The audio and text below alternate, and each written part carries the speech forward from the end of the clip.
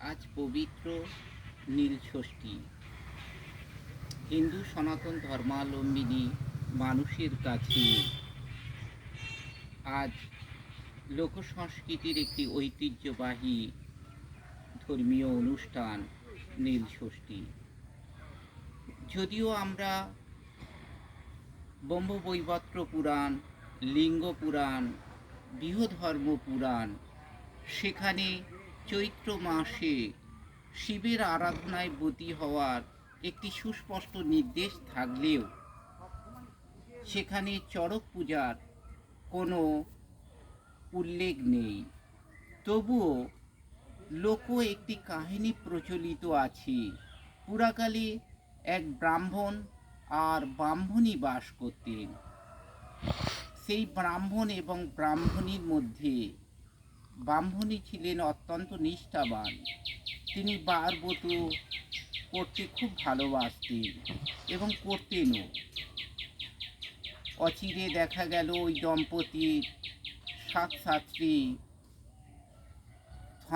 সন্ততি হয়েছিল, কিন্তু একে একে সকলেরই মৃত্যু হয়েছিল।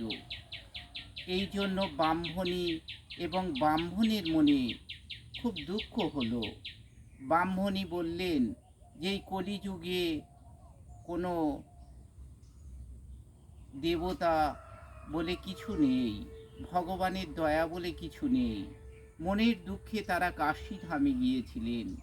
কিছুদিন পরে একদিন বিষণ্ণ বদনে ব্রাহ্মণী নদীর ঘাটে বসে আছেন।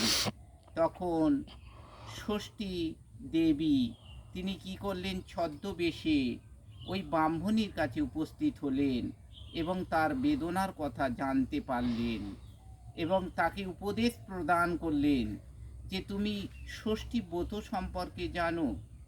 তখন ব্রাহ্মণী বললেন, ষষ্ঠী ঠাকুরের ব্রত আমি বহুবার করেছি। বলছে নীল ষষ্ঠী ব্রত পালন করো। বলছে এর তো বিধান জানি না।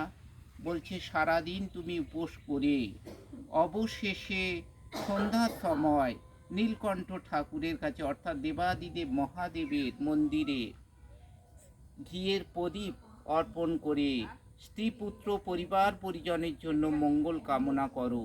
তাতে তোমার মনের সমস্ত দুঃখ জুড়িয়ে যাবে, পুনরায় সমস্ত কিছু ফিরে পাবে।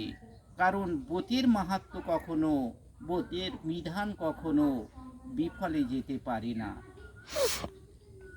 ব্রাহ্মণী সেই ছদ্মবেশী ষষ্ঠী ঠাকুরের কথা শিরোধার্য করলেন এবং সেদিন থেকেই তিনি কি করলেন না ওই নীলষষ্ঠীর ব্রত পালন করে সন্তান সন্ততি আবার পুনরায় পেয়েছিলেন।